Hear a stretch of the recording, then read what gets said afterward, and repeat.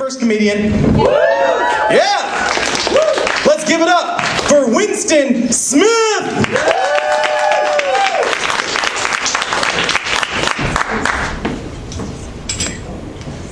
What's going on? There we go. What's going on, people? We got any couples in the building tonight? Like, where do I see any couples? One couple? You guys on a date, or is this just like hanging out type shit? Hanging out type shit? That's what I'm talking about. Because dating and going to a comedy show is the worst idea you could ever think of. Because, I mean, like, usually when you're dating, like, you're trying to, like, get to know a person, you know? And I feel like if you're at a comedy show, that is probably the wrong time to find out new information about them that you would not have asked otherwise during a date. Like, for example, let's say, like, you decide to go to a comedy show and you're on a date. And the girl doesn't think it's very funny at all. She's not laughing, but the guy, he is laughing his ass off. He's clapping his hands and he's stomping his feet, and all the comedian is talking about is rape and abortions. I mean, I haven't actually gone on the internet and fact-checked this shit, but sometimes women do not find rape to be that hilarious. As far as I know, like, being forced to have sex against your will, like, that's something that women don't enjoy, regardless of how goofy your sweater is or how extravagant your collection of Jell-O pudding pops. They just do not enjoy it. And abortions, like, oh my god, like, abortions, women do not find it very humorous to joke about getting rid of something that might be living inside of them. Like, I can't even imagine, because I had a hard time when I was younger getting rid of my toys. And I can only imagine if I knew later on in life they would have started walking and talking and shit like that. Man, I would have freaked out when I lost those things. I would have been like, no! Come back, flashlight! For those of you that don't know what a flashlight is, that is a medical device used to prevent carpal tunnel. The more you know. So, yeah, rape and abortion is a very controversial subject. It's nothing that you would actually bring up on a date. So, I'm not saying that if you laugh at those kind of jokes, you support that kind of behavior, but I am saying that if you laugh at those kind of jokes, I could not think of a way to make that funny. You look like a rapist when you laugh at those kind of jokes. Stop it, people. It's just fucking sickening. But yeah, so yeah, when I talk about that, like, I know some guys are probably like, oh, well, that's not fucking fair. I'm just trying to have a good time, man. Some people can't take a fucking joke. But let's flip it around a little bit. Let's say you go to a comedy show for a date, and now the guy doesn't think it's funny, and the girl's laughing her ass off, and she's clapping her hands, and she's stomping her feet, and she's nodding her head like she can relate, like, yeah. And all the comedian is talking about is just making jokes about small dicks, and how terrible some men are in bed. I don't know about you, but like, the last place I want to be when I get the information that I might have a tiny dick and I might be very terrible in bed is in a room full of people that might be laughing at my expense. That's just me, maybe. I don't know. So the real question though is, where do you go on a date if you can't go to a comedy show? Well.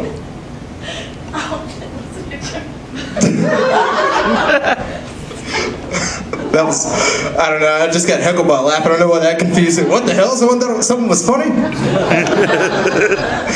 Yeah, so where do you actually go on a date, like, if you can't actually go to a comedy show, you know? And the problem with that is that, let's get one thing straight, for guys, like, the date is not for you at all. Guys do not give a shit about a date. Like, the expectation of a guy for his agenda of the day is pretty much fuck, eat, and drink. That's it. Those are the only necessities of the day. You don't even need to find a date for most of that shit to happen. Like, all I want to do is just, I want to eat, I want to drink, I want to fuck. Hello. Day's done. So anything that happens beyond that is just pretty much a bonus.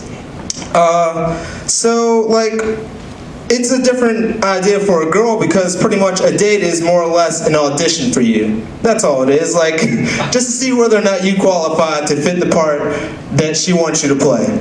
So the first thing that you would want to do, like for starters, is probably you want to pick a place to eat.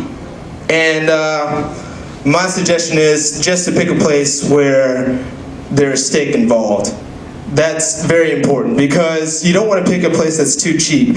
If the menu that you're ordering from has the word value in it, you've probably fucked up. If 2/3 of the menu start with Mick, then you might have actually fucked up. And if your meal is served to you on a tray with no utensils, you have definitely fucked up. So those are the rules for that. Like, that is definitely how you go about eating. Beyond that, the only other important thing is what you do after the date. And I don't know about you, but usually I like to go to the movies. That's a good time because then you don't have to talk that much. And I'm terrible at talking. So you go to a movie, but what kind of movie do you actually go? Do you go see a romantic comedy? Fuck no, that's a terrible idea because that gives girls ideas of what you're supposed to do in a relationship. Bullshit science fiction ideas that don't actually happen in real life. Like going into a coma and then waking up like, oh, I thought of you the entire time and then I woke up just to tell you I love you. They love that shit. Channing Tatum will ruin your life if you go see him in a movie. If you know that Ryan Gosling is in the poster, do not go see that fucking movie. It's a no. So if you don't want to go see that, most people want to go see a horror movie. I would say that would be a good choice because there's a lot of snuggling and like protecting going on. But I would not take a date to go see a horror movie. My main reason why is because that gives the girl the false pretense that in a dangerous situation, I might actually save her. That's not going to happen either. I'm a runner. I'm a runner.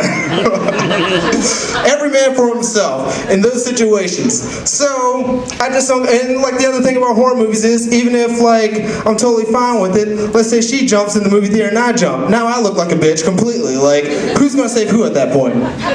It's scary. So let's say we actually do go to a horror movie.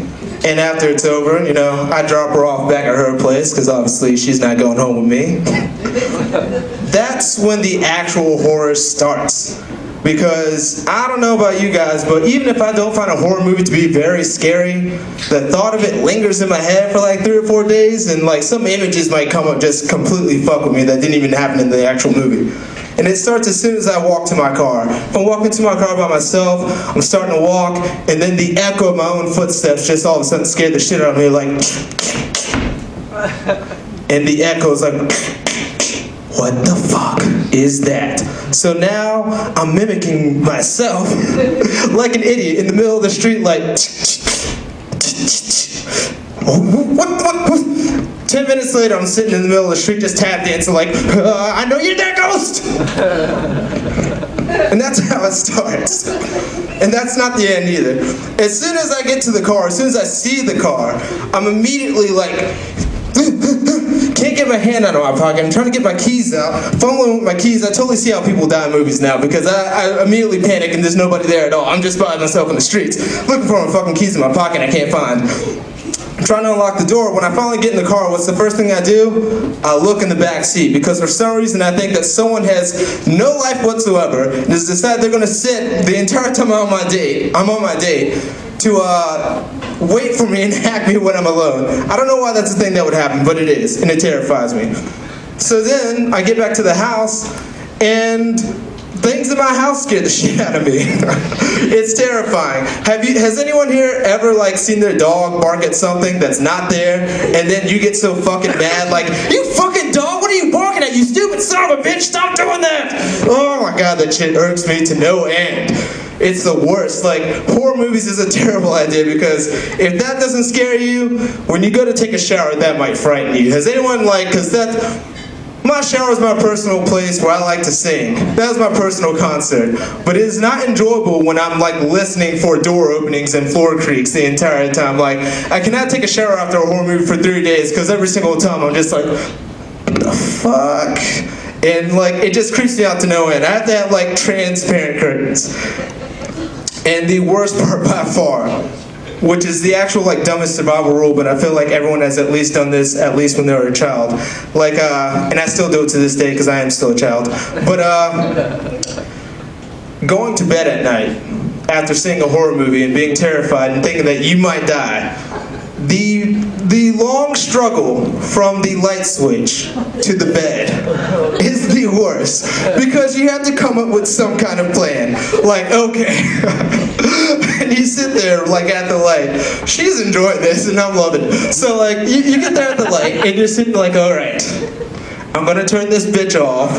And then that's when ghosts show up. Like, clearly. When that happens, I'll run, jump into the bed, and go underneath the covers. That's what's gonna happen. And for some reason in your head, you jump into the blanket like safe. Like if anything were in the closet or underneath your bed, you'd be like, God damn it, the blankets again. I can't see you, or you can't see me, so I can't kill you. Oh, what the fuck? That's an Afghan. How does that count? The fuck? Is that a flashlight? Oh my god! That's my time, people. Thank you.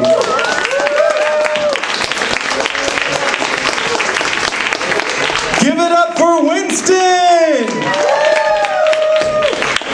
Okay, by the way, this is one of the first times this has ever happened.